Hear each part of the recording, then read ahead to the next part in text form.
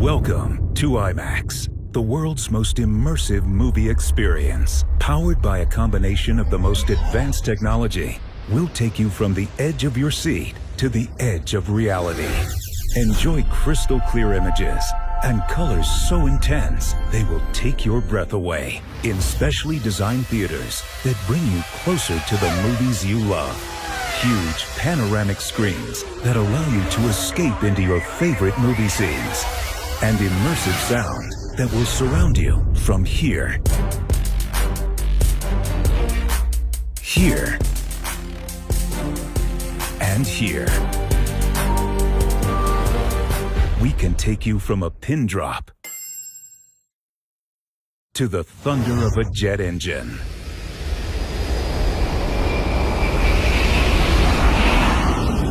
So, sit back and get ready to enjoy an unparalleled movie experience.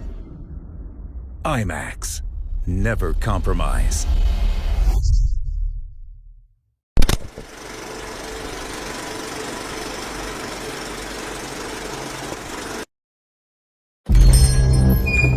Hey, come look at this. What is? It's the most dangerous animal, responsible for over 500 human deaths a year. It's so cute. The only cute hippo is a dead hippo.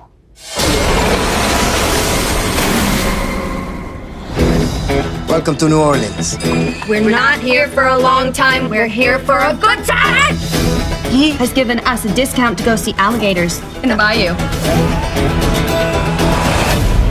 Oh, please, arms and legs inside the vehicle.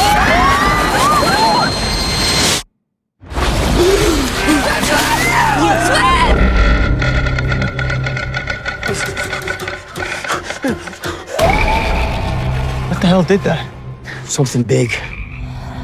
Are we even supposed to be here right now? We're off course. You're safe as long as you stay out of the water. I'm gonna get you out of here. Hey, we're over here! Get us out of here. If anyone sees anything, point in the direction. Oh. Holy sh... Run! You know how it got here?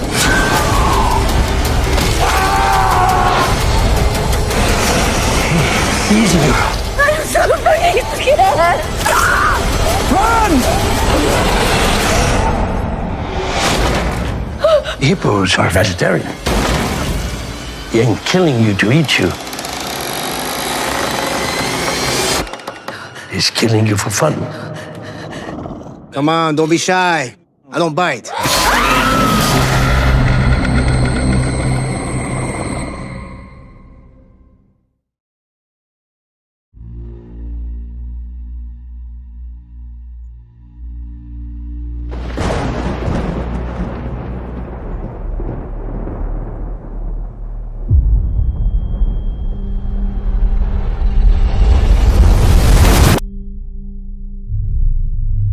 They taught me this place was holy.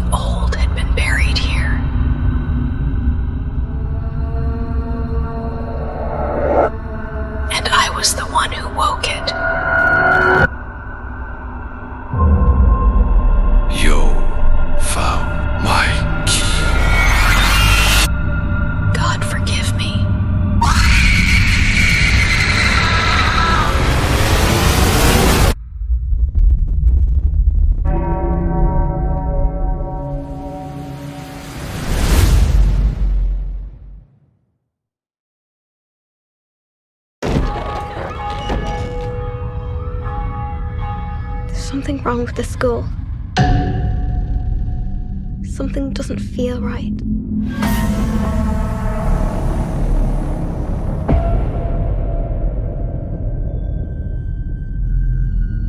Sophie, what happened?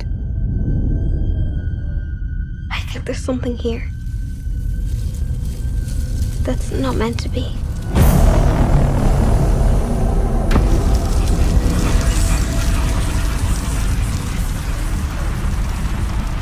What did you see? I saw a nun.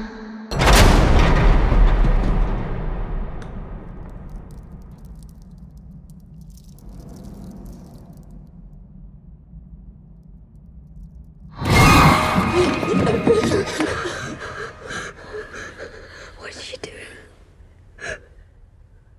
She's standing there. This thing, it's come back for me. This demon was once an angel. Rejected by God. Stripped of power. It wants that power back.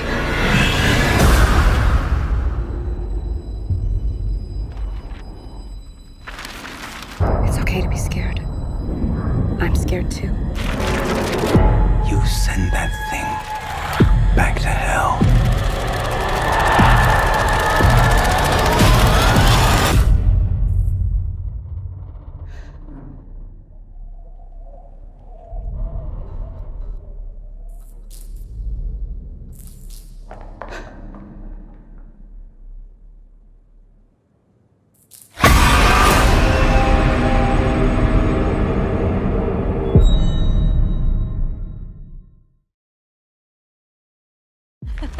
मैं pizza के 2 slices खाऊंगी। No. हाँ बिल्कुल। नहीं, तुम हमेशा दूसरा slice waste करती हो। Hello Mr and Mrs Cannon, मैं यूएस एम्बेसी से बात कर रहा हूँ। आपकी बेटी केटी मिल गई है। वो जिंदा है। केटी।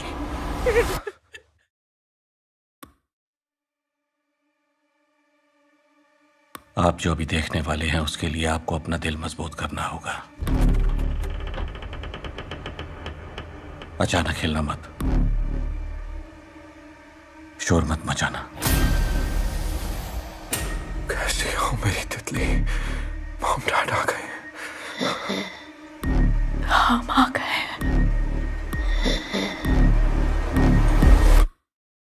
हम आ गए। वो पिछले 8 सालों से लापता थी। हमारी बेटी एक 3000 साल पुराने पत्थर के ताबूत में पहुंची कैसे? उसे बस हमारे प्यार और देखभाल की जरूरत है। और कितने अगवा बच्चे मिले? 57। उनमें से कितने अब भी जिंदा हैं? केटी के साथ क्या हुआ? मुझे सच सच बताइए dad. Porque solo tú, Señor de los milagros. कुछ तो बोलो। Solo tú, Señor de los milagros. कुछ तो बोलो। Puedes transformar lo imposible en realidad. कुछ तो बोलो। कुछ तो बोलो। आमीन।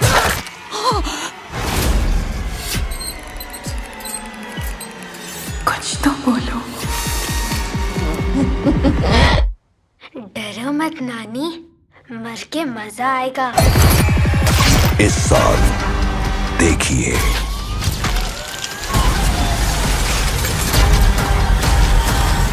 केटी के साथ क्या हुआ। मुझे बस मेरी बेटी वापस चाहिए। ली क्रोनिन्स द ममी, सिर्फ सिनेमाघरों में।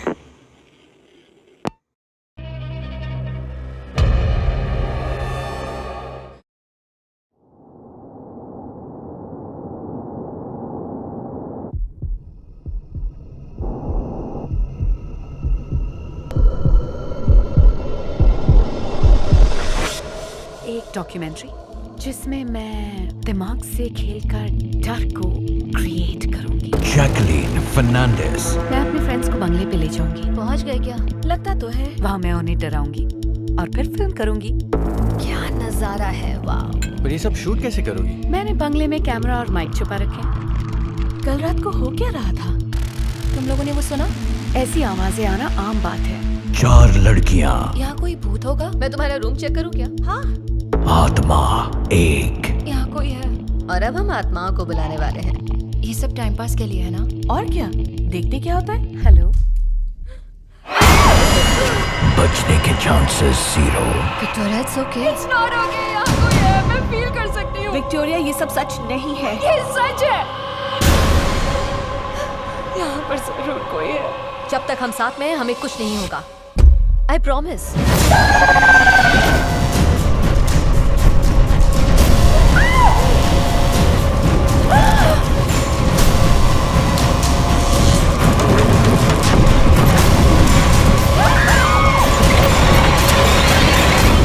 डर एक एहसास। भाषा की जरूरत क्यों पड़ी? अपनी बात समझाने के लिए नहीं, झूठ बोलने के लिए।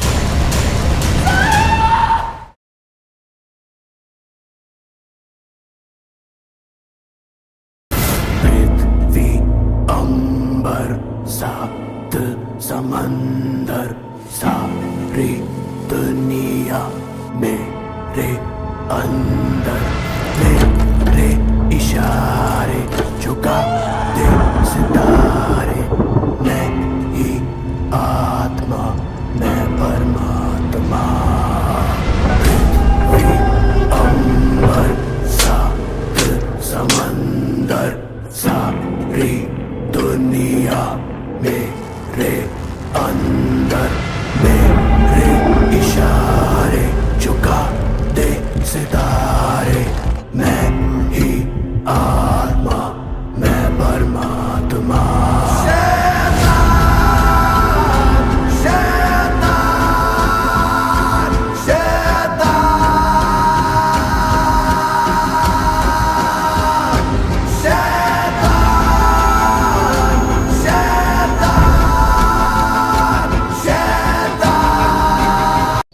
বাইরে অমাবস্যার নিকষ কালো অন্ধকার চারপাশের নিঝুম নিস্তব্ধতাকে চিরে দিচ্ছিল ঝিঁঝি পোকার একঘেয়ে তীক্ষ্ণ আওয়াজ।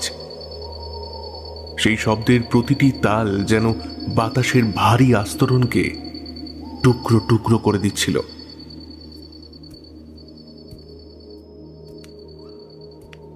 পরমার শোবার ঘরের দরজায় এসে দাঁড়ালো 5 বছরের রিনি। কিন্তু এই রিনিকে দেখে চেনার উপায় নেই। তার উস্কো খুস্কো এলোমেলো চুল, কোটরে বসা গোলাটে চোখ দুটিতে কোনো প্রাণের স্পন্দন নেই যেন। ডান হাতে ধরা একটা ভাঙা পুতুল, যার একটা চোখ উপড়ানো, সেটা তার হাত থেকে ঝুলে আছে অনেকটা কোনো মৃতদেহের মতো। রিনির মুখে ফুটে উঠেছে এক হিমশীতল অভিব্যক্তি, যা এই বয়সের শিশুর নিষ্পাপ মুখে দেখাটা অকল্পনীয়। সে ফিসফিস করে ডাকল,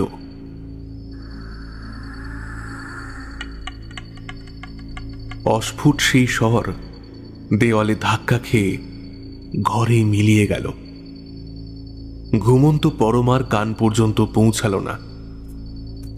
রিনি টলমলো পায়ে এগিয়ে গিয়ে বিছানার একেবারে কিনারে দাঁড়ালো। আবার ডাকল। এবার কণ্ঠস্বর কিছুটা গাঢ়, কিছুটা কর্কশ। পরমা শিউরে উঠল। বিছানার পাশে পাথরের মূর্তির মতো দাঁড়িয়ে আছে তার মেয়ে। সন্ধ্যে থেকেই লোডশেডিং। কখন যে শিয়রের মোমবাতিটা নিভে গেছে তারা টেরও পায়নি। পরমা ত্রস্ত হাতে রিনির ঠান্ডা হাতটা চেপে ধরে বলল, এ কি রিনি, তুমি নিচে নেমেছো কেন? এভাবে অন্ধকারে দাঁড়িয়ে আছো কেন মা? ভয়ে গলার স্বর কাঁপছে পরমার। সে আর্ত কণ্ঠে ডাকল, ঝিমলি, ঝিমলি, ঝিমলি, আরে তাড়াতাড়ি আয় ঝিমলি। পাশের ঘর থেকে ঘুম জোড়ানো কণ্ঠে ঝিমলি উত্তর দিল, যাই বৌদি। পরমা যখন রিনিকে সামলাতে ব্যস্ত, ঝিমলির চোখ হঠাৎ আটকে গেল জানলার গ্রিলে। বাইরের ফ্যাকাশে চাঁদের আলোয় বাগানের গাছপালাগুলো চেনা যাচ্ছিল না, কিন্তু জানলার গ্রিল আঁকড়ে ধরে দাঁড়িয়েছিল এক বীভৎস অবয়ব। সেটা মানুষ না ছায়া তা বোঝার উপায় নেই। পরমা পিছন ফিরে থাকায় দেখতে পেল না, কিন্তু রিনি দেখছে। তার সেই ঘোলাটে স্থির দৃষ্টি জানলার ওই ছায়াটার উপর নিবদ্ধ। ঠোঁটের কোণে মৃদু হাসি। ছায়াটা ধীরে ধীরে স্পষ্ট হচ্ছে। তার কোটরগত চোখে এক প্রচন্ড লালসা আর হিংস্রতা। ওই চোখের দিকে তাকাতেই ঝিমলির মনে হলো তার বুকটা কেউ পাথর দিয়ে চেপে ধরেছে। এক নিদারুণ অমঙ্গল আর হাহাকার যেন চুইয়ে চুইয়ে ঘরে ঢুকছে। শরীরের রক্ত হিম হয়ে এলো ঝিমলির। সে সর্বশক্তি দিয়ে চিৎকার করে উঠল, ওকে, কেউ ওকে। ঝিমলির আর্তনাদে পরমা জানলার দিকে ফিরতেই দেখল একটা দীর্ঘ ছায়া জানলার পাশ দিয়ে অদ্ভুত দ্রুততায় সরে গেল। পরমার কপালে দুশ্চিন্তার ভাঁজ পড়ল। ঝিমলি তখন থরথর করে কাঁপছে, মুখ দিয়ে কোনো শব্দ বেরোচ্ছে না। পরমা নিজেকে সামলে নিয়ে দ্রুত ঘরের আলো জ্বালল। দেখল কারেন্ট এসে গেছে অনেকক্ষণ। আলোর ঝলকানিতে অন্ধকারের মায়া কাটল ঠিকই, কিন্তু আতঙ্ক কাটল না। পরমা দেখল রিনি তখনও পাথরের মতো স্থির হয়ে তার দিকে তাকিয়ে আছে। তার চোখে সেই অস্বাভাবিক ভাবটা এক চুলও কমেনি। পরমা জোর করে রিনিকে পাশের একটি চেয়ারে বসিয়ে কাঁপতে থাকা ঝিমলিকে এক গ্লাস জল এগিয়ে দিল। তারপর সাহসে ভর করে বাইরেটা একবার দেখে নিয়ে দ্রুত জানলাটা বন্ধ করে দিল। ঝিমলি তখনও ভয়ে সেটিয়ে কাঁপা কাঁপা গলায় সে বলল, আমি স্পষ্ট দেখেছি দিদিমণি, গ্রিলের বাইরে একটা বীভৎস মুখ। এ বাড়িতে নিশ্চয়ই কিছু আছে। আমি তো আগেই বলেছিলাম, এই জায়গাটা আজকাল আমার কাছে কেমন যেন অমঙ্গলের মনে হচ্ছিল। পরমা তাকে থামিয়ে দিয়ে রিনির দিকে ইশারা করল। তারপর বলল, কি দেখেছিস তুই? চুপ কর এখন। নিশ্চয়ই কোনো গাছের ডালকে বাতাসে দুলতে দেখে অন্ধকারে ভয় পেয়েছিস। থেমে গেল ঝিমলি। একবার আর চোখে তাকালো রিনির দিকে। রিনি তখন এক অদ্ভুত ঘোরের মধ্যে। সে চেয়ারে বসে আপন মনে দুলে দুলে বিড়বিড় করে কিছু বলার চেষ্টা করছে, কিন্তু তার মুখ থেকে কোনো স্পষ্ট শব্দ বের হচ্ছে না। রিনি জন্ম থেকেই কথা বলতে পারে না। ডাক্তাররা আশ্বাস দিয়েছিলেন কথা বলতে তার কিছুটা সময় লাগবে, কিন্তু পরমার মনে হঠাৎ এক তড়িৎ প্রবাহ খেলে গেল। কিছুক্ষণ আগেই তো সে আবছা ঘুমের ঘোরে রিনির কণ্ঠে অস্পষ্ট ডাক শুনেছিল। মা ডাকটা এতটাই স্পষ্ট আর নিকটবর্তী ছিল যে তা নিয়ে সংশয়ের কোনো অবকাশ নেই।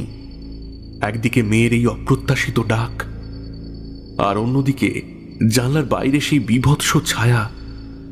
সব মিলিয়ে পরমার মস্তিষ্কে এক অসহ্য যন্ত্রণার উদয় হল। সে আর ভাবতে পারছে না। ঝিমলি এখন কিছুটা শান্ত হলেও তার চোখে মুখে আতঙ্কের ছাপ স্পষ্ট। এবার রিনির দিকে তাকাতেই পরমার নজর গেল তার হাতে ধরা পুতুলটার দিকে।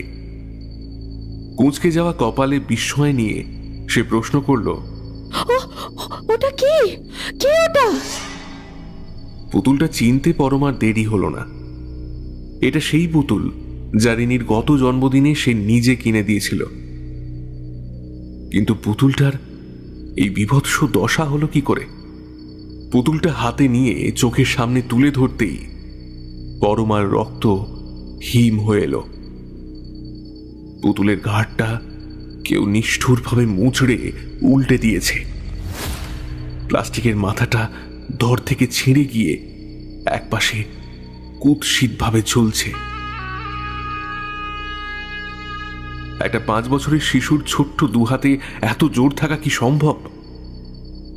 এমন নৃশংসভাবে পুতুলটাকে ধ্বংস করার পেছনে রিনির মধ্যে কোন শক্তি কাজ করছিল তা ভেবে কুল কিনারা পেল না পরমা। প্রশ্নের উত্তর খুঁজতে সে রিনির দিকে তাকাতেই দেখল মেয়েটি চেয়ারের হাতলে হেলান দিয়ে গভীর ঘুমে আচ্ছন্ন। পরমা হতবাক হয়ে গেল। কয়েক মুহূর্ত আগেও যে মেয়েটা এক দৃষ্টে শূন্যে তাকিয়েছিল, সে চোখের পলকে এমন নিশ্চিন্তে ঘুমোচ্ছে কি করে? রিনিকে কোলে তুলে নিয়ে পরমা বিছানার দিকে এগিয়ে গেল। তাকে পরম মমতায় শুইয়ে দিয়ে সে নিজেও পাশে বসল। ওদিকে ঝিমলি ধীর গলায় জানালো, আজ আজ আর আমি ওই ঘরে যাচ্ছি না দিদি। এ কি অনা সৃষ্টিকাণ্ড!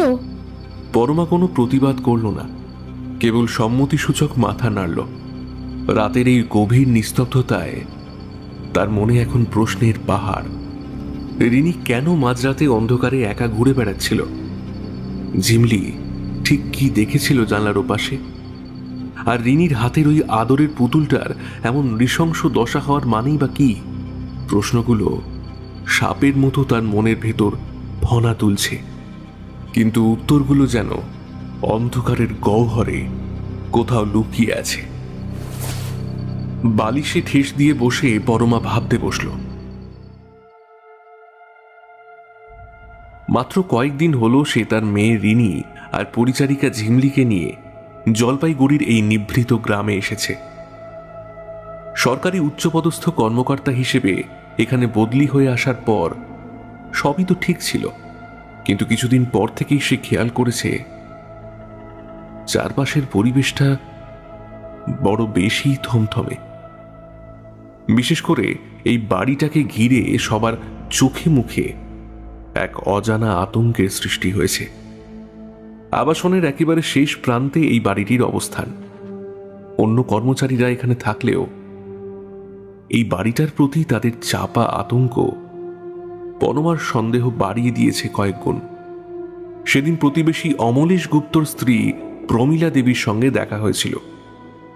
পরমা সৌজন্যবশত তাকে নিমন্ত্রণ করলে প্রমীলা দেবীর মুখে ভয়ের ছায়া স্পষ্ট হয়ে ওঠে। তিনি আমতা আমতা করে বলেছিলেন, ওই বাড়িতে? আচ্ছা আচ্ছা, যাব একদিন, তোমার দাদাকে নিয়েই যাব। তারপর কিছুক্ষণ পরমার দিকে তাকিয়ে থেকে হঠাৎ জিজ্ঞাসা করলেন, আচ্ছা, ওখানে সব ঠিক আছে তো? মানে ওই বাড়িতে তুমি অস্বাভাবিক কিছু দেখনি? পরমা অবাক হয়ে জানতে চাইল, ঠিক কি দেখার কথা বলছেন আপনি? মনের ভেতর একটা কু ডাকলো তার। ঝিমলি আর রিনি সারাদিন বাড়িতে একা থাকে, তাই মেয়ের নিরাপত্তা নিয়ে সে বরাবরই তটস্থ। প্রমীলা দেবী তখন রহস্যময় এক হাসি হেসে এড়িয়ে গেলেন। ও কিছু না, এমনি জিজ্ঞাসা করলাম। আচ্ছা আসি। হ্যাঁ। পরমা বুঝেছিল ভদ্রমহিলা কিছু একটা লুকোচ্ছেন। সেই স্মৃতি আজ রাতে পাথরের মতো তার বুকে চেপে বসল। এই শহর, এই বাড়ি, সবই যেন এক রহস্যের মায়াজালে বন্দী। এর সমাধান না হওয়া পর্যন্ত পরমার মুক্তি নেই।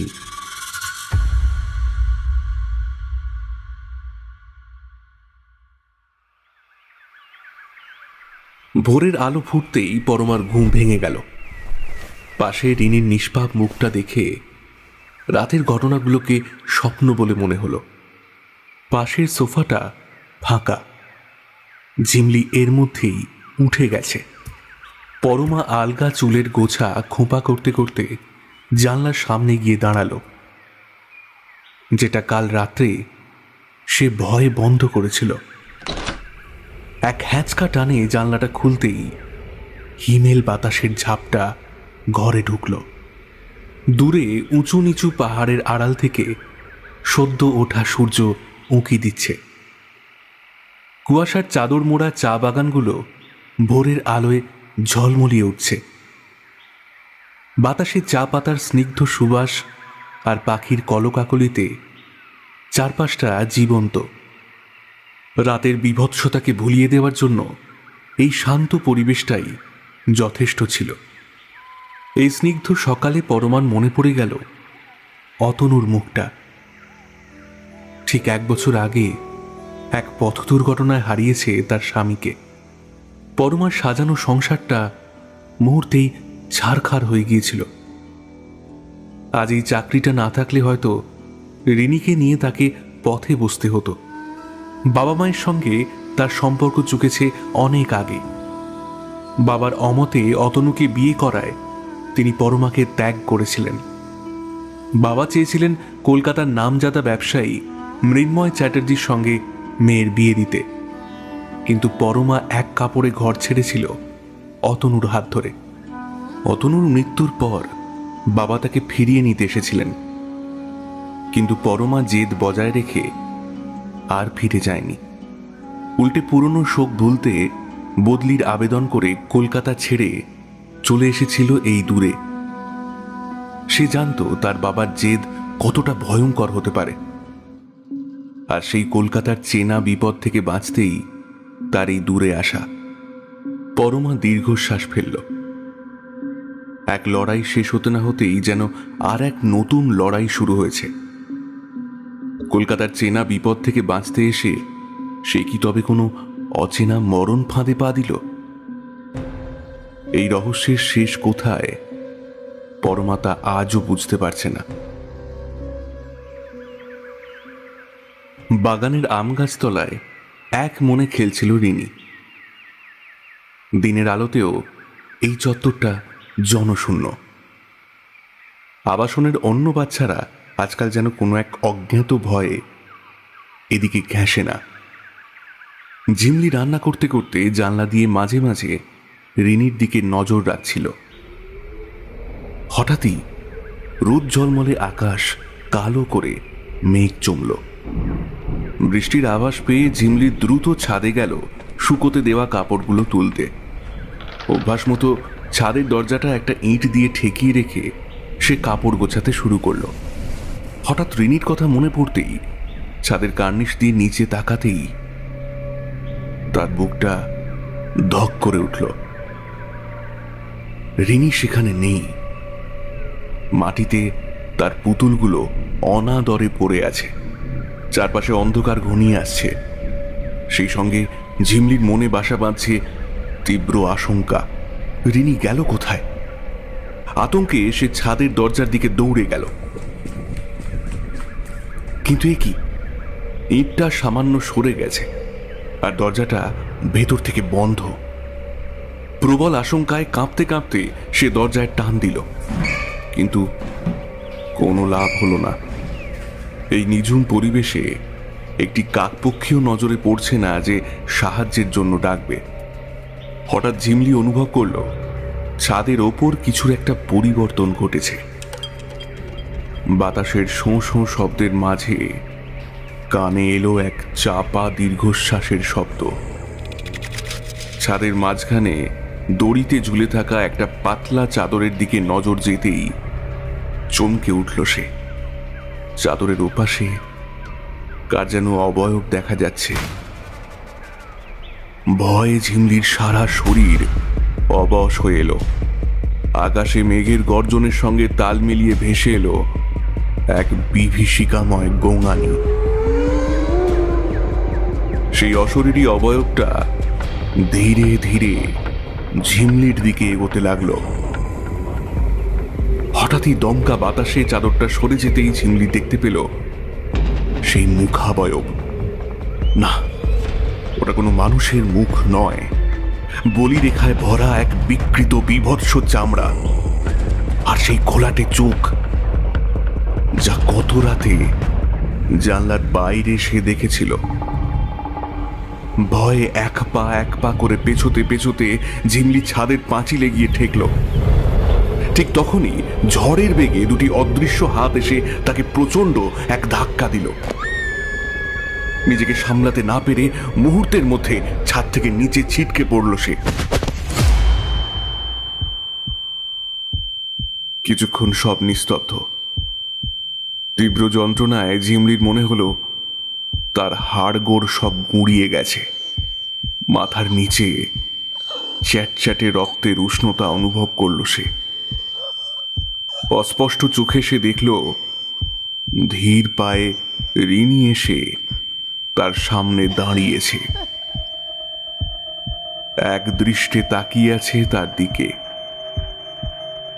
রিনির সেই শূন্য দৃষ্টিতে কোনো মায়া নেই, কোনো ভয় নেই, ঠোঁটের কোণে মুচকি হাসি, যেন বেশ মজা পেয়েছে সে। ঝিমলি কিছু বলতে চাইল, কিন্তু যন্ত্রণায় তার চোয়াল নড়ল না। আকাশ ভেঙে বৃষ্টি নামল। বৃষ্টির প্রতিটি ফোঁটা যেন তার ক্ষতবিক্ষত শরীরে তীক্ষ্ণ কাঁচের মতো বিঁধছে। অসহ্য সেই যন্ত্রণায় একসময় চেতনা হারালো ঝিমলি।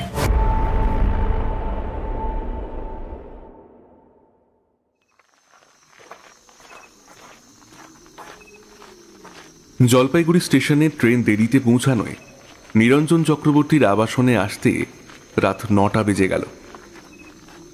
চারপাশ তখন নিস্তব্ধ। কুয়াশা ঘেরা পাহাড় আর আবছা আলোয় পুরো এলাকাটা এক ভৌতিক রূপ নিয়েছে। ভারী আর হিমশীতল বাতাসের মধ্যে দিয়ে হাঁটতে হাঁটতে নিরঞ্জনবাবু অনুভব করলেন তিনি যেন কোনো এক গভীর রহস্যের দিকে এগিয়ে যাচ্ছেন। চিঠির বর্ণনা অনুযায়ী একদম শেষের বাড়িটার সামনে এসে দাঁড়ালেন তিনি। বাড়িটার চারপাশে এক অশুভ ছায়া যেন বর্তমান। ওং দুর্গে স্মৃতা হরসি ভীতিম শেষযন্তঃ শুভম শুভনাশিনী রক্ষা করতু স্বাহা। মনে মনে এই ছোট্ট মন্ত্র বিড়বিড় করে নিয়ে দরজায় মৃদু টোকা দিতেই ভেতর থেকে পরমা বেরিয়ে এলো। পরমার ক্লান্ত ও বিধ্বস্ত চেহারা দেখে নিরঞ্জনবাবু চমকে উঠলেন। ওদিকে নিরঞ্জনবাবুকে দেখে পরমা যেন ধরে প্রাণ ফিরে পেল। কাকাবাবুর পায়ের ধুলো নিয়ে ভেতরের যন্ত্রণার কথা বলতে গিয়েও সে থমকে গেল। ঘরে তখন আবাসনের দুই প্রতিবেশী অমলেশ গুপ্ত আর পরমেশ্বর গাঙ্গুলি বসেছিলেন। নিরঞ্জনবাবুর সঙ্গে পরিচয় হওয়ার পর তারা বিদায় নিলেন। নিরঞ্জনবাবুর পরমার ডাকেই এখানে আসা। ঘরের কোণে রিনিকে দেখে চমকে উঠলেন তিনি। সে তার আরাম কেদারায় বসে আপন মনে ভাঙা পুতুল নিয়ে খেলছে, যেন বাইরের পৃথিবীর কোনো স্পন্দন তার কানে পৌঁছাচ্ছে না। মাথাটা তুলে ওপরে তাকাতেই একটা কালো বলয়কে ঘিরে থাকতে দেখলেন নিরঞ্জনবাবু। পরমা রুদ্ধস্বরে বলল, কলকাতা অবধি সব ঠিক ছিল নিরঞ্জন কাকা, কিন্তু এখানে আসার পর থেকে সবকিছু কেমন গোলমাল হয়ে যাচ্ছে। আমি না ঠিক বুঝতে পারছি না, বোঝাতেও পারছি না। নিরঞ্জনবাবু তাকে থামিয়ে দিয়ে শান্ত গলায় বললেন, ফোনে যা বলেছিলে সব বুঝেছি। এখন বলো, তোমার পরিচারিকা ঝিমলি কেমন আছে? সেদিন আমি সময় মতো বাড়ি না ফিরলে ঝিমলিকে বাঁচানো অসম্ভব হতো। ছাদ থেকে পড়ে মারাত্মক চোট পাওয়া ঝিমলি এখন হাসপাতালে আতঙ্কে ভুলভাল বকছে। সে দাবি করছে কোনো এক ভয়ঙ্কর ছায়া নাকি তাকে ধাক্কা দিয়ে ফেলে দিয়েছে। জানেন, হাসপাতালে না ওই রিনিকে দেখে আঁতকে উঠেছিল। যে মেয়েটাকেও চোখে হারাতো আজ তাকে দেখে ও ভয় পাচ্ছে। নিরঞ্জনবাবু গভীর চোখে রিনির দিকে তাকিয়ে প্রশ্ন করলেন, কলকাতা পর্যন্ত সব ঠিক ছিল, তুমি কি নিশ্চিত? পরমা যন্ত্রণা কাতর চোখে তাকালো। কাকাবাবু, আপনি কি অতনুর কথা বলছেন? নিরঞ্জনবাবু সে কথার উত্তর না দিয়ে বললেন, এই রহস্যের সুতো কলকাতা পর্যন্ত বিস্তৃত। আসার আগে আমি তোমার বাবার সঙ্গে দেখা করে এসেছি। বাবার নাম শুনেই পরমার মুখ তিক্ততায় ভরে উঠল। সে কথা এড়াতে রাতের খাবারের বন্দোবস্তের জন্য উঠে এগোতেই এবার নিরঞ্জনবাবু ধীর গলায় জানালেন, পরমা, আমি তোমাদের বাড়ি থেকে সেদিন মৃন্ময় চ্যাটার্জিকে বেরোতে দেখেছিলাম। নামটা শোনা মাত্রই পরমার সারা শরীরে এক হিম শীতল স্রোত বয়ে গেল। সে যেন নিজের কানকে বিশ্বাস করতে পারছিল না। নিরঞ্জনবাবু নিশ্চুপে মাথা নেড়ে সায় দিতেই পরমা ধপ করে সোফায় বসে পড়ল। মৃন্ময় চ্যাটার্জি, সেই নামটার সাথে জড়িয়ে থাকা এক বিভীষিকাময় অতীত তার স্মৃতিতে হানা দিল।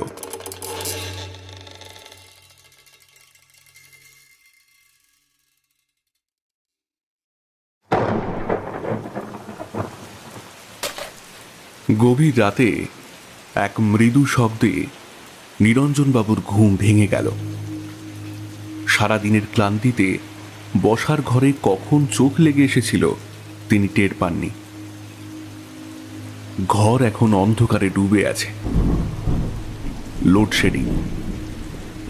বাইরে বৃষ্টির শব্দের মাঝে ঘন ঘন বিদ্যুতের চমক ঘরটাকে ক্ষণিকের জন্য স্পষ্ট করে তুলছে।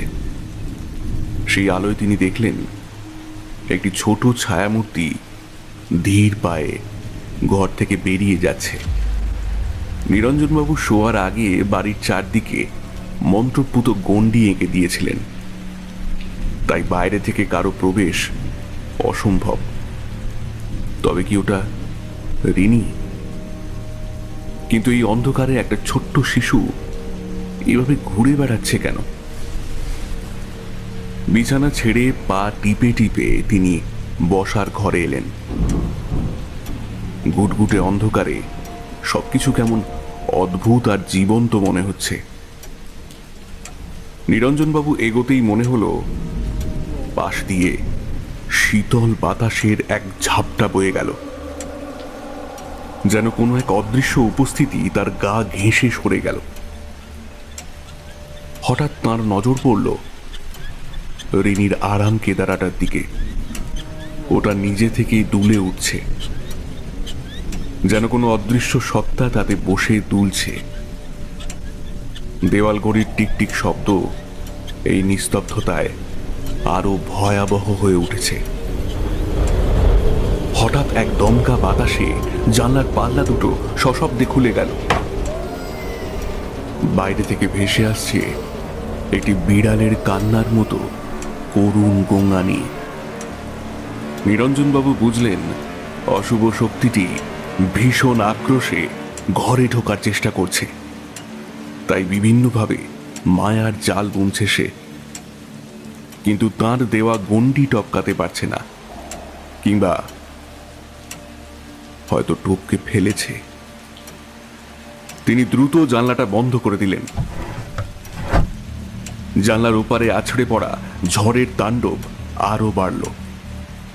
নিরঞ্জনবাবু বুঝলেন এই অতিপ্রাকৃত শক্তিকে বেশিক্ষণ ঠেকিয়ে রাখা কঠিন। তিনি শান্ত হয়ে মাটিতে বসে পাঞ্জাবির ভেতর থেকে পদ্মবীজের মালা বের করলেন। শুরু করলেন একাগ্র মনে মন্ত্র জপ। ওম ক্রিং কল্লাই নমঃ শ্মশান বাসিন্যৈ ঘোরদংশ্রাবৈ মম রক্ষ রক্ষ হুং ফট স্বাহা। আশ্চর্যজনকভাবে তার সাধনার তীব্রতায় বাইরের তাণ্ডব ধীরে ধীরে স্তিমিত হয়ে এলো। একসময় সবকিছু শান্ত হলো এবং ঘরের আলো জ্বলে উঠল। মায়ের চরণে প্রণাম জানিয়ে নিজের ঘরে ফিরতেই নিরঞ্জনবাবুর নজর গেল মেঝের দিকে। জানলার ফাঁক দিয়ে আসা বৃষ্টির জলে মেঝের কিছুটা অংশ ভিজে গেছে, আর সেখানে স্পষ্ট ফুটে উঠেছে কয়েকটি ছোট্ট পায়ের ছাপ। নিরঞ্জনবাবুর কপালে চিন্তার ভাঁজ পড়ল। তার মানে একটু আগে সত্যি রিনি আমার ঘরে এসেছিল, আর সে হয়তো এই জানালাটা খোলার চেষ্টা করেছিল। কিন্তু কেন? রিনি এগুলো কেন করছে? নাকি সে শুধু কারো আজ্ঞা পালন করছে? বিছানায় বসে তিনি ভাবলেন, তাহলে কি পরমার মা অনুপমা বৌদির সন্দেহটাই ঠিক? আতঙ্কে ও বিস্ময়ে তার চোখ বড় হয়ে গেল। নিজের মনেই বিড়বিড় করে বললেন, যদি আমার সব আন্দাজ ঠিক হয়, তাহলে এই বাড়ির মানুষেরা একটা ষড়যন্ত্রের জালে আবদ্ধ হয়ে পড়েছে। আমাকে শীঘ্র এর সমাধান খুঁজে বের করতে হবে, না হলে একটা বড় সড় বিপদ ঘটতে আর দেরি নেই।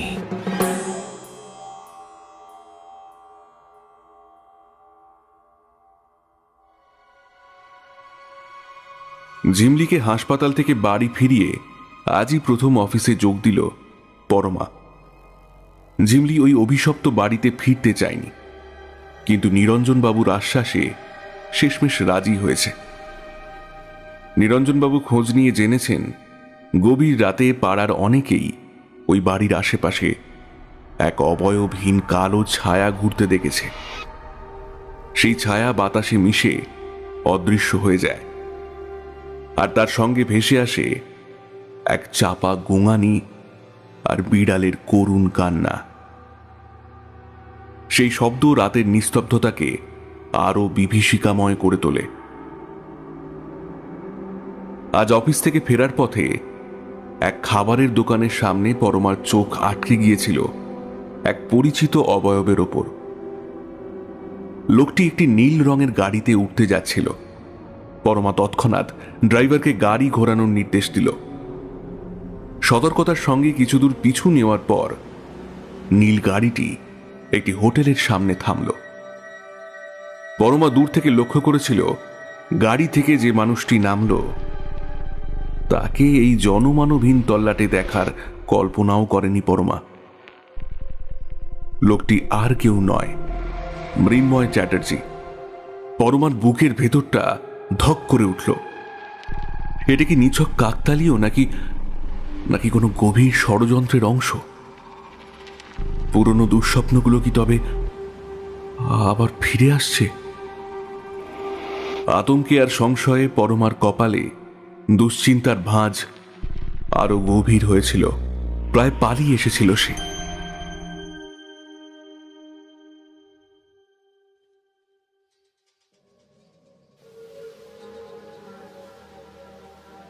অন্যদিকে নিরঞ্জনবাবু গত কয়েকদিন ধরেই এক প্রচণ্ড শক্তিশালী অশুভ শক্তির অস্তিত্ব টের পাচ্ছিলেন, কিন্তু এর উৎস বা প্রকৃতি জানা না থাকলে একে প্রতিহত করার কোনো উপায় নেই। এই চিন্তায় যখন তিনি মগ্ন, তখনই ঘরের কোণে রাখা টেলিফোনটা কর্কশ শব্দে বেজে উঠল। নিস্তব্ধ রাতে সেই শব্দ যেন চাবুকের মতো লাগলো। বিরক্ত হয়ে ফোনটা তুলতেই ওপাশ থেকে ভেসে এলো ভারী এবং ঘন ঘন নিঃশ্বাসের শব্দ।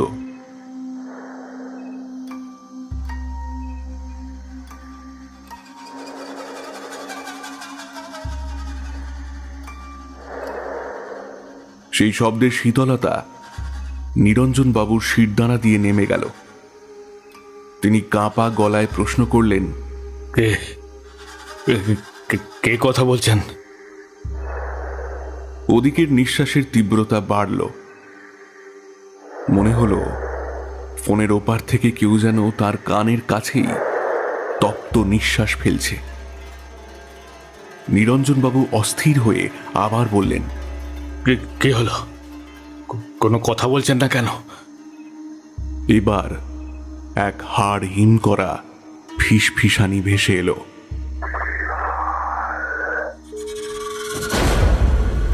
পরক্ষণেই লাইনটা কেটে গেল এবং পুরো বাড়ির জানলাগুলো তীব্র শব্দে একসঙ্গে খুলে গেল।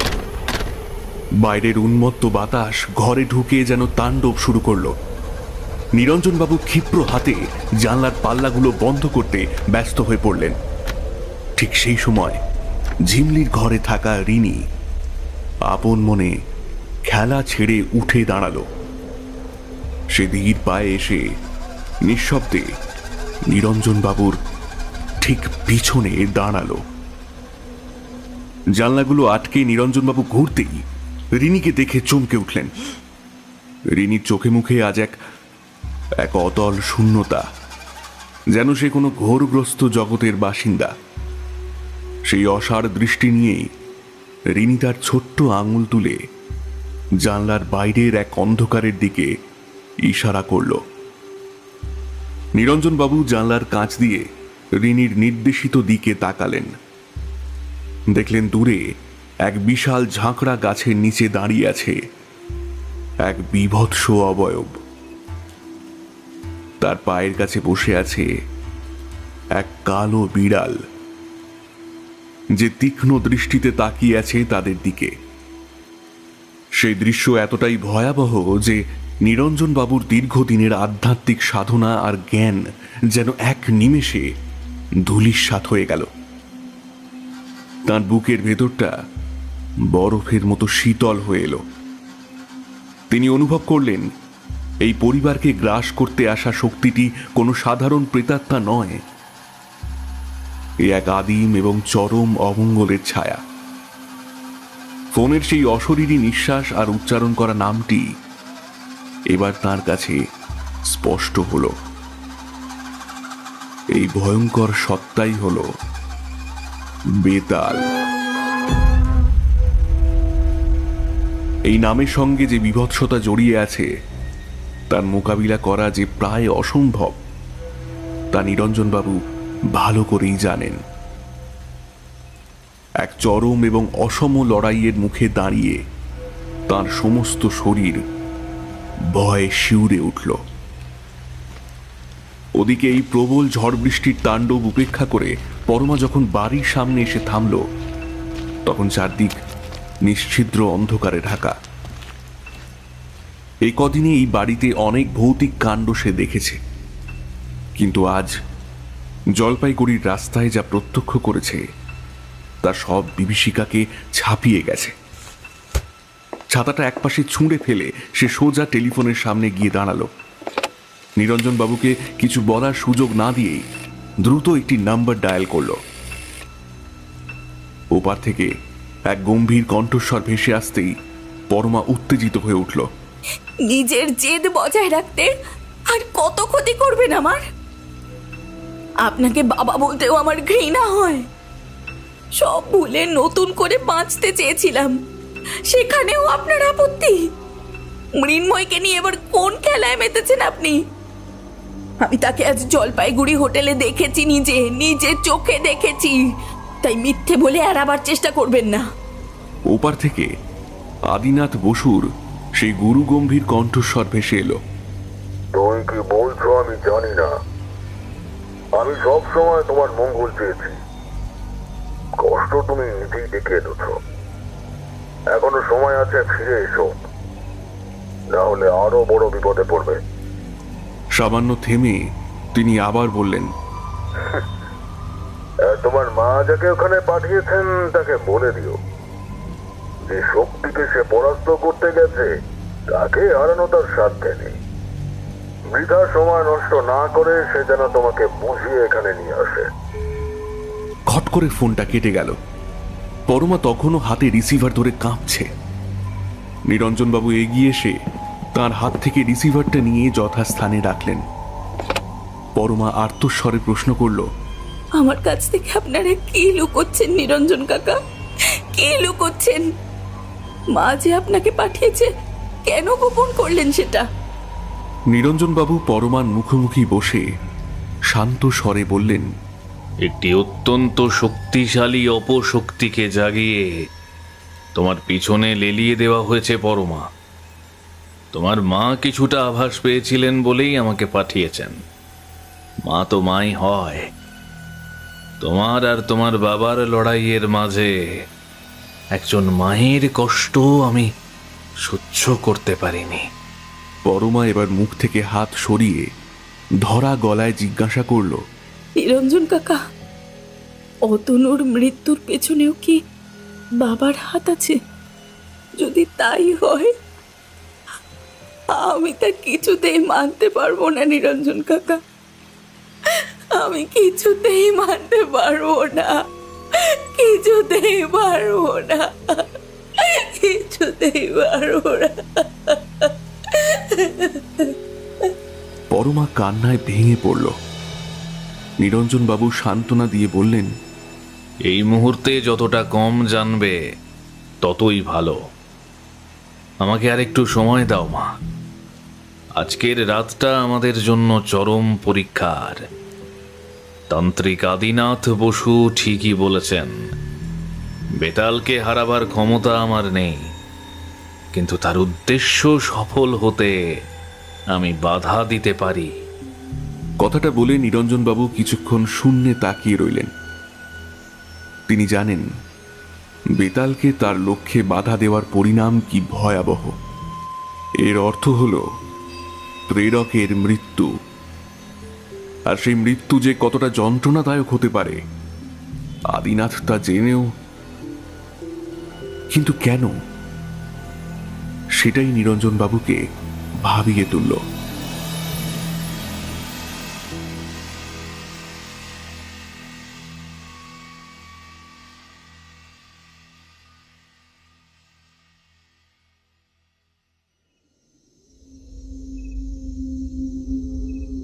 পার্বত্য ভূমির নিঝুম অন্ধকারে আদিনাথের হৃদয়ে আজ এক প্রলয়ঙ্কর যুদ্ধের দামামা বেজেছে। প্রকৃতির সমস্ত প্রাণী আজ যেন কোনো এক অদৃশ্য মরণ ফাঁদে পড়ে স্তব্ধ হয়ে গেছে। বাতাসের দিক পরিবর্তন আর হাড় কাঁপানো শীতলতা জানান দিচ্ছে আজকের রাত সাধারণ নয়। আজ রাতে যে আদিম অপশক্তি বেতাল জাগ্রত হতে চলেছে তাকে রুখে দেওয়া মানেই সাক্ষাৎ যমরাজকে নিমন্ত্রণ জানানো।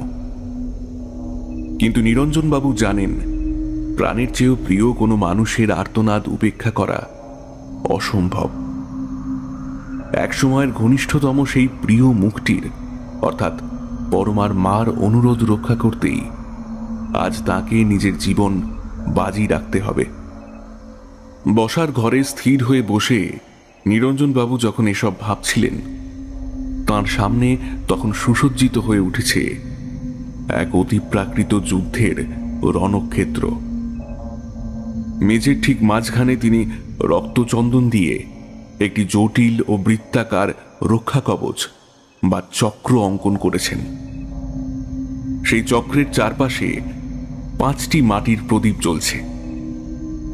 নিরঞ্জন বাবুর সামনে একটি তামার পাত্রে রাখা আছে শ্মশানের চিতাভস্ম, যা তিনি আজ বিকেলেই সংগ্রহ করে এনেছেন। তার পাশেই রয়েছে একটি রুদ্রাক্ষের মালা এবং একটি ধারালো খড়গ, যা মা কালীর চরণে স্পর্শ করানো।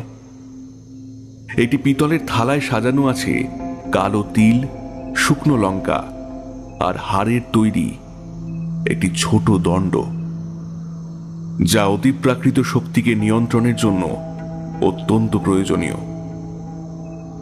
ধূপদানিতে জ্বলছে বিশেষ এক প্রকার জটা মাংসী ও ধুনো, যার কটু ও তীব্র গন্ধ সারা ঘরের বাতাসকে ভারী করে তুলেছে। জটা মাংসী হল হিমালয় অঞ্চলের এক প্রকার দুর্লভ এবং পবিত্র ভেষজ উদ্ভিদ। তান্ত্রিক এবং আয়ুর্বেদিক শাস্ত্রে এর গুরুত্ব অপরিসীম। নিরঞ্জনবাবুর পরনে তার রক্তাম্বর বস্ত্র, কপালে সিঁদুরের তিলক আর গলায় পুঁতির মালা। তার সামনে রাখা একটি ছোট কালভৈরব মূর্তির দুচোখ থেকে যেন অগ্নিস্ফুলিঙ্গ নির্গত হচ্ছে। প্রতিটি পূজার সামগ্রী সাজানোর পেছনে ছিল এক অমোঘ লক্ষ্য। বেতালের মতো আদিম শক্তিকে পরাজিত করা। তখনই অমঙ্গলের কালো ছায়া ধীরে ধীরে আষ্টে পৃষ্ঠে জড়িয়ে ধরল বাড়িটাকে। রিনিকে একটু আগেই ঘুম পাড়িয়ে দেওয়া হয়েছে। তার বালিশের নিচে রাখা আছে মা কালীর চরণে অর্পণ করা একটি মন্ত্রপুত লাল জবা। এই দৈব রক্ষা কবচ পেরিয়ে কোনো অপশক্তি কিভাবে রিনিকে আঘাত করে, আজ তা দেখতে চান নিরঞ্জন বাবু। তার মনে পড়ল আজ সকালের সেই ঘটনা।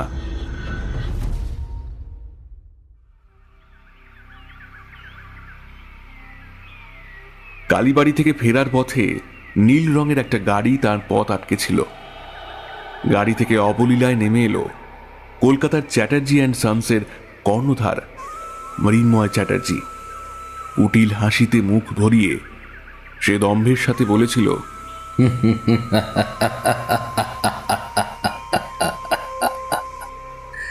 আমাকে পরাজিত করার ইচ্ছা মন থেকে বের করে দিন নিরঞ্জন বাবু।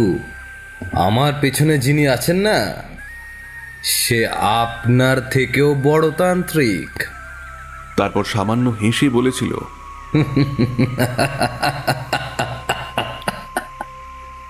ভাবলেন আমি জানলাম কিভাবে? আমার লোক প্রতিটা মুহূর্তে আপনাদের পিছনে নজর রাখছে। পরমাকে আমি পরাজিত করেই ছাড়ব। নিরঞ্জনবাবু ধীর ও শান্ত কণ্ঠে উত্তর দিয়েছিলেন, জানি মৃন্ময় বাবু, জানি। তবে সবারই নিজস্ব রণকৌশল থাকে। আজ রাতে কারো না কারো মৃত্যু ঘটবে, আর সেই মৃত্যুই হয়তো বহু রহস্যের জট খুলে দেবে। নিরঞ্জনবাবু আর একবারও পিছনে ফিরে তাকাননি। তাকালে হয়তো মৃন্ময় বাবুর আত্মবিশ্বাসে লাগা ফাটলটা দেখতে পেতেন।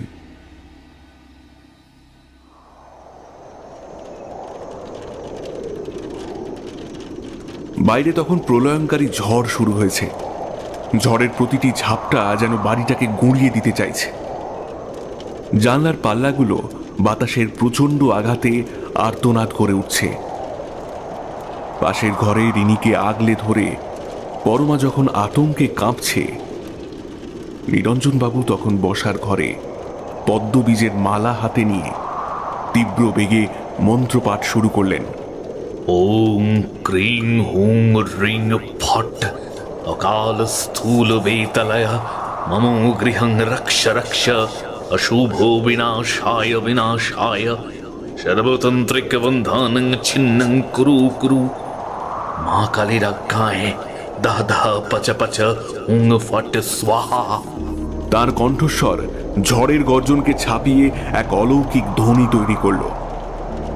তিনি মনে মনে ইষ্ট দেবীকে স্মরণ করে বললেন, মা, আজ এই লড়াই প্রকৃতির শুভ শক্তির সঙ্গে অশুভের। দেখি মা, আজ তোর কত ক্ষমতা। হঠাৎ এক প্রচন্ড দমকা হাওয়ায় পরমার ঘরের জানলাটা সশব্দে খুলে গেল। ঘরের একমাত্র বাতিটি দপ করে নিভে গিয়ে নেমে এলো নিকষ কালো অন্ধকার। ঠিক সেই মুহূর্তে এক অলৌকিক সুরে বেজে উঠল রিনির কণ্ঠ। পরমা এক জায়গায় পাথর হয়ে দাঁড়িয়ে পড়ল। রিনি জন্ম থেকে কথা বলতে পারে না। সেই রিনির মুখে মা ডাক। সে অশ্রুসিক্ত চোখে বিছানার দিকে তাকাতেই দেখল রিনি উঠে বসেছে। পরমা গভীর আবেগে রিনিকে বলল, আর আর আর একটিবার আমাকে মা বলে ডাক, মা, আর একটিবার ডাক। এই ডাক শোনার জন্য যে আমার বুকের ভিতরটা কবে থেকে ব্যাকুল হয়ে আছে। আর একটিবার ডাক। তার দু চোখে যেন এক না পাওয়াকে পাওয়ার আকাঙ্ক্ষা জন্মালো। ঠিক তখনই তার শরীরের পিছনে জমাট বাঁধতে শুরু করলো এক কুৎসিত অন্ধকারের বলয়। সেই গাঢ় কুয়াশা থেকে এক বীভৎস মুখাবয়ব বেরিয়ে এলো। তার গায়ের চামড়া পচে যাওয়া লাশের মতো ঝুলে আছে। চোখ থেকে চুঁইয়ে পড়ছে লালসার আগুন। পরমা কিছু বোঝার আগেই সেই অন্ধকার থেকে বেরিয়ে আসা মুখটি তার কানের কাছে মুখ এনে ফিসফিসিয়ে বলল, এই চমৎকারকে সারা জীবনের জন্য ধরে রাখতে পারবি তুই?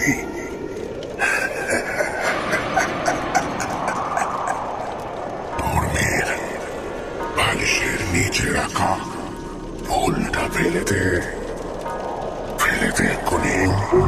পরমার শরীরের রক্ত হিম হয়ে এলো। ঘরের দেওয়ালগুলো যেন রক্তবর্ণ ধারণ করেছে। একবারের জন্য মনে হলো ওই শক্তি যা বলছে তা করলেই কি তবে রিনি আমাকে মা বলে ডাকবে? ওই তো দুপা মাত্র এগোলেই বালিশের তলায় রাখা আছে সেই মন্ত্রপুত ফুল। ওটাকে ফেলে দিলেই রিনি।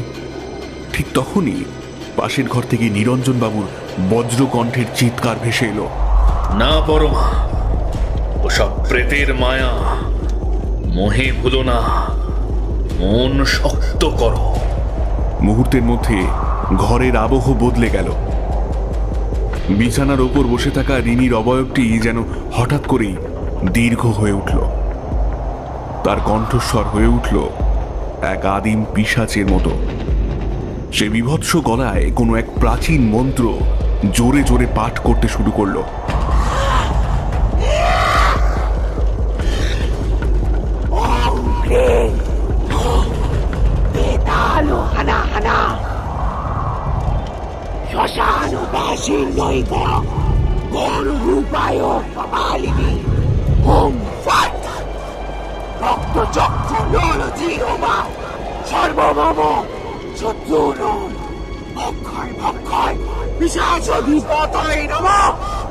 রিনির ছোট্ট দেহটি বাতাসের কোনো এক অদৃশ্য শক্তিতে বারবার গণ্ডি ছেড়ে শূন্যে উঠতে চাইছে, কিন্তু না পেরে আবার আছড়ে পড়ছে বিছানার গণ্ডির ভেতর।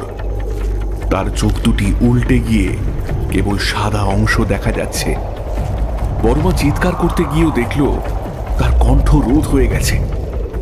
ওদিকে নিরঞ্জন বাবু দরজার আড়াল থেকে চিৎকার করে আদেশ দিলেন, ওকে শান্ত করো পরমা, নিজের সবটুকু মমতা দিয়ে চাপটে ধরো ওকে, গতি ছাড়লে ওকে আর বাঁচানো যাবে না। পরমা পাগলের মতো ছুটে গিয়ে নিজের মেয়েকে বুকের মধ্যে চেপে ধরল। তখন রিনির শরীর থেকে নির্গত হচ্ছিল এক অসহ্য হিম শীতল স্রোত। বাইরের সেই অশরীরী প্রেত শক্তি বারবার নিরঞ্জন বাবুর মরণপণ মন্ত্রের দেওয়ালে বাধা পেয়ে পশুর মতো গর্জাতে লাগলো। মনে হচ্ছিল যেন সহস্র অশরীরী আত্মা একসাথে জানলার বাইরে নখ দিয়ে আঁচড়াচ্ছে। সারা রাত ধরে চলল এক মহাযুদ্ধ। একদিকে প্রাচীন শক্তির অধিকারী বেতাল, অন্যদিকে নিরঞ্জন বাবুর অটুট সাধনা। ঘরের কোণে কোণে যেন আগুনের ফুলকি আর অন্ধকারের ছায়া একে অপরের সঙ্গে কুস্তি লড়ছে। অবশেষে ভোরের প্রথম আলোর ছোঁয়ায় ঝড়ের তাণ্ডব স্তিমিত হয়ে এলো। রিনির অস্বাভাবিক শরীরটা একসময় নিস্তেজ হয়ে বিছানায় শান্ত হয়ে শুয়ে পড়ল। ঠিক সেই মুহূর্তে বাড়ির চারপাশ কাঁপিয়ে এক বিকট চিৎকার শোনা গেল। এক প্রবল গোঙানিতে মনে হলো যেন কোনো এক অতিপ্রাকৃত সত্তা প্রচণ্ড যন্ত্রণায় পরাজিত হয়ে নরকের অতলে বিলীন হয়ে যাচ্ছে। সেই আর্তনাদ এতটাই তীব্র ছিল যে ঘরের আসবাবপত্র থরথর করে কেঁপে উঠল। ওদিকে পাখিদের কলকাকলিতে চারিদিক মুখরিত হল। বিপদের কালো মেঘ কেটে গিয়ে এক নতুন সূর্যের লাল আভা চা বাগানের ওপর ছড়িয়ে পড়ল। ঠিক সেই সময় নিস্তব্ধতা ভেঙে ঝনঝন করে বেজে উঠল বাড়ির টেলিফোনটা।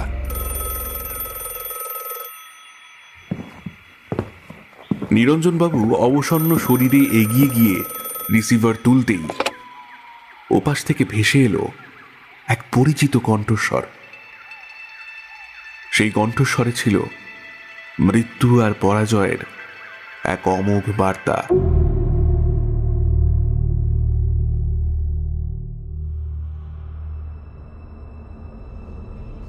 এরপর থেকে কেটে গেছে একটি দীর্ঘ অস্থির দিন।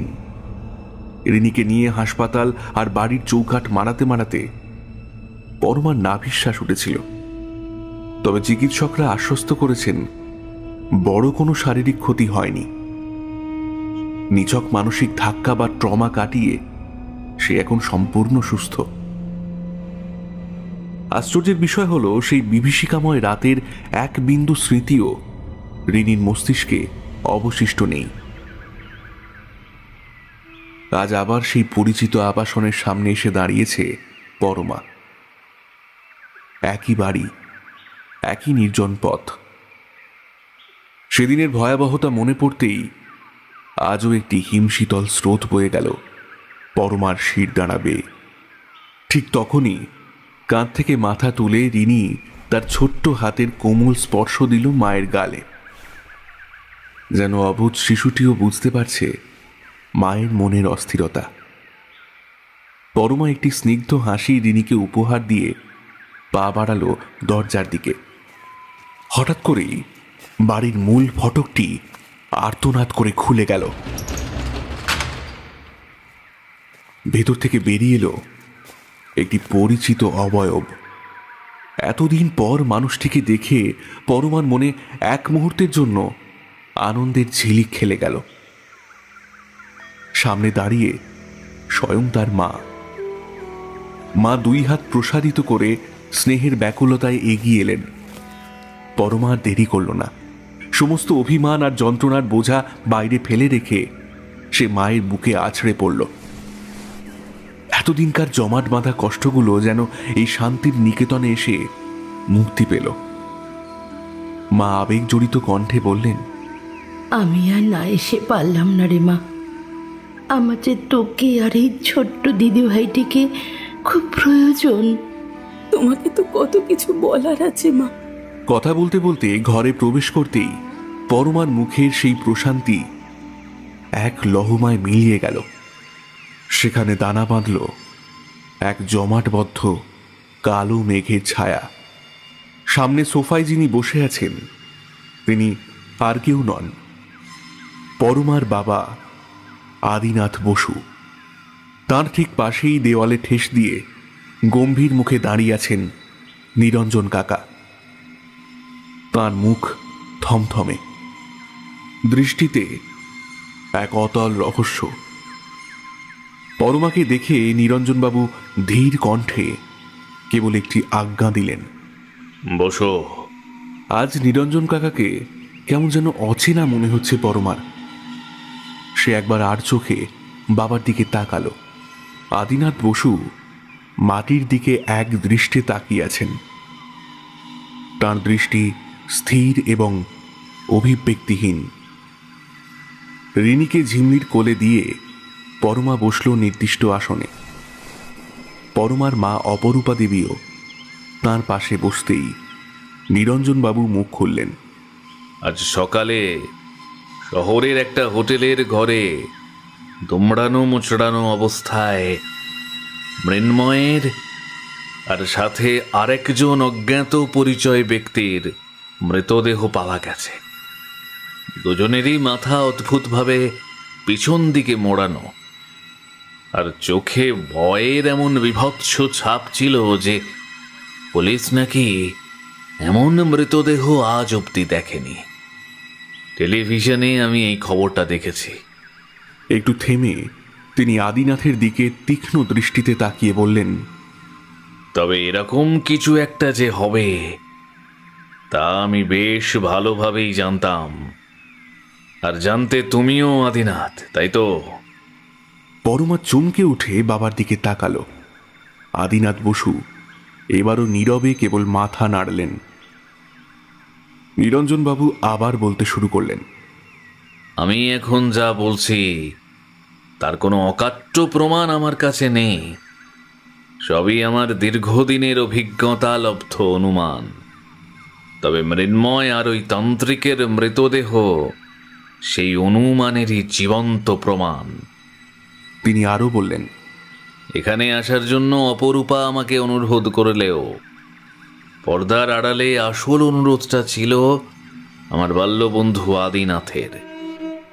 সে তার মেয়ের অবাধ্যতা মেনে নিতে না পারলেও মেয়ের প্রতি ভালোবাসা এক বিন্দুও হারায়নি।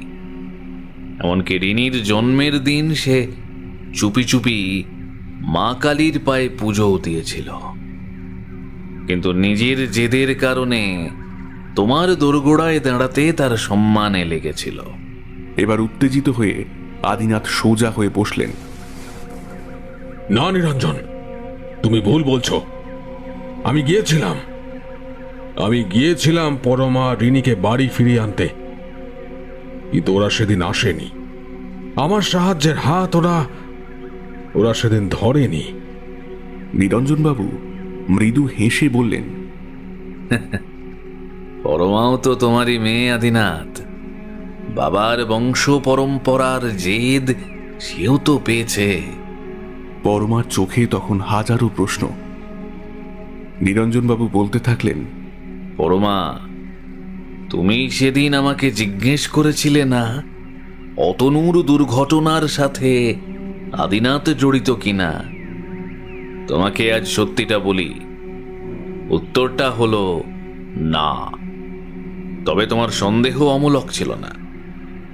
অতনুর সেই দুর্ঘটনাটা ছিল একটি সুপরিকল্পিত হত্যাকাণ্ড, আর এর মাস্টার মাইন্ড ছিল খোদ মৃন্ময় চ্যাটার্জি।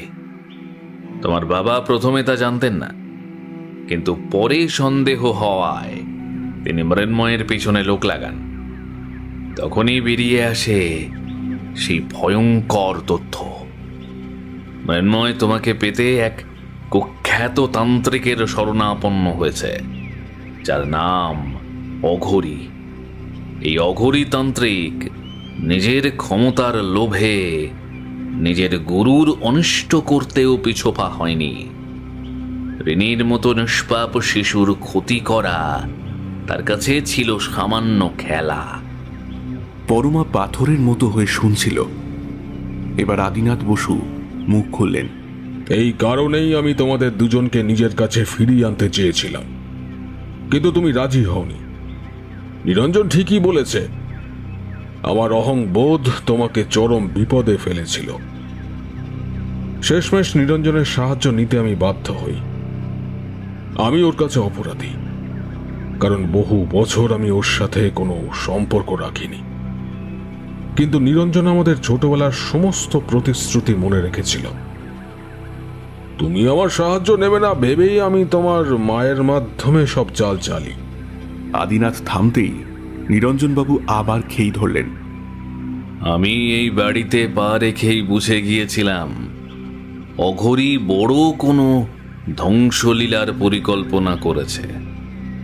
আর বুঝেছিলেন তোমার বাবা, কারণ একসময় তিনিও তো আমার এই তন্ত্র সাধনার সঙ্গী ছিলেন। পরে উনি সেই পথ ত্যাগ করে সংসারী হয়েছিলেন, কিন্তু তন্ত্র সাধনা ছাড়েননি। সেদিন রাত্রে আদিনাথই আমাকে ফোনে খবর দেয় যে অঘোরী বেতাল জাগিয়েছে। গম্ভীর কণ্ঠে আদিনাথবাবু বললেন, আমি সেদিনই গণনা করে জেনেছিলাম এই বিপদের কথা। পরমা রুদ্ধস্বরে জিজ্ঞেস করল, এই বেতাল আসলে কি কাকাবাবু? নিরঞ্জনবাবুর চোয়াল শক্ত হল। তিনি এগিয়ে এসে পরমার মুখোমুখি বসলেন। দেখো পরমা, আমাদের জানার বাইরেও একটা জগৎ আছে, আর সেই জগতে এমন অনেক অপশক্তি আছে যা বড়ই সাংঘাতিক, আর যা দিয়ে মানুষ তার ইচ্ছা পূরণ করতে পারে। বেতাল এমন এক অপশক্তি যাকে হারানো প্রায় অসম্ভব। আমি আমার তন্ত্র সাধনাকে কোনোদিন অকল্যাণে ব্যবহার করিনি, কিন্তু আমি জানতাম আমি যদি এই বেতালকে তার উদ্দেশ্য সফল করতে না দিই এবং যথাযথ মন্ত্র বলে তাকে ফেরত পাঠাই, তবে সে সোজা ফিরে গিয়ে তার প্রেরককেই সংহার করবে। মৃন্ময়ের আদেশে অঘোরী তান্ত্রিক এই বেতাল জাগিয়েছিল, তাই নিয়ম অনুযায়ী ওই অপশক্তি তাদের দুজনকেই গ্রাস করেছে। হোটেলের ওই দ্বিতীয় মৃতদেহটি অঘোরী তান্ত্রিকের। পরমা, আজ থেকে তোমার শত্রুর চিরতরে বিনাশ ঘটেছে। তুমি এখন সম্পূর্ণ স্বাধীন। পরমা অপরাধ বোধে নুইয়ে পড়ে বলল, কাকাবাবু, রিনির মুখে মা ডাক শুনে সেদিন আমি সত্যি খুব দুর্বল হয়ে পড়েছিলাম। আমার এই ভুলের জন্য তো আপনাদেরও জীবন সংকট হতে পারতো, বলুন। নিরঞ্জনবাবু পরম মমতায় মাথা নাড়লেন। তোমার জায়গায় অন্য কোনো মা থাকলেও তাই করত।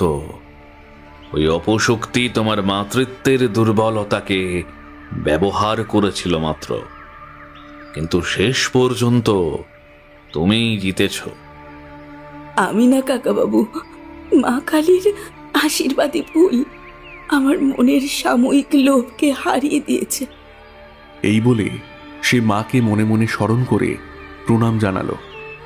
পরমার মা অপরূপা দেবী এবার পরমার হাত ধরে বললেন, এবার কি তবে আমাদের সাথে ফিরে যেতে আর কোনো আপত্তি আছে তোর? পরমা এবার উঠে দাঁড়ালো। ধীর পায়ে এগিয়ে গিয়ে সে তার বাবা আদিনাথ বসুর পায়ে হাত দিয়ে প্রণাম করল। আমাকে ক্ষমা করে দিন বাবা, আমি আপনাকে ভুল বুঝেছিলাম। বিশ্বাস করুন বাবা, আপনাকে ভুল বুঝে আমি শান্তিতে ছিলাম না। প্রত্যেক মুহূর্তে এটাই ভাবতাম আমি যেন ভুল প্রমাণিত হই বাবা।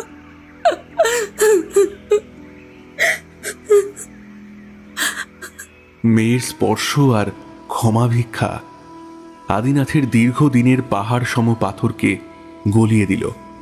তার চোখের কোণ ভিজে এলো। তিনি মেয়ের মাথায় হাত রেখে আশীর্বাদ করলেন এবং পরম নির্ভরতায় রিনিকে নিজের কোলে তুলে নিলেন। রিনিও কোনো এক অজানা টানে তার দাদুর বুকে নিশ্চিন্তে মুখ গুঁজল। আদিনাথের ঠোঁটে ফুটে উঠল এক নির্মল হাসি, যেন রাতের বিভীষিকা ভোরের রোদে মিলিয়ে গেছে। নিরঞ্জন চক্রবর্তীর কাজ এবার শেষ হলো। তার মুখে ক্লান্তি নেই, কেবল এক গভীর প্রশান্তি খেলা করছে।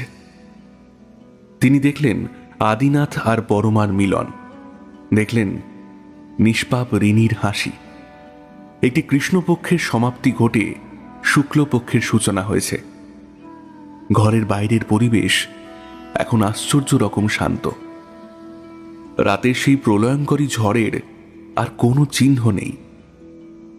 পরমা তার বাবা মায়ের পাশে বসে এক নতুন দিগন্তের স্বপ্ন দেখতে লাগল, যেখানে আর কোনো রহস্য নেই, কোনো ভয় নেই। আছে কেবল অটুট ভালোবাসা আর বিশ্বাসের এক নতুন সকাল।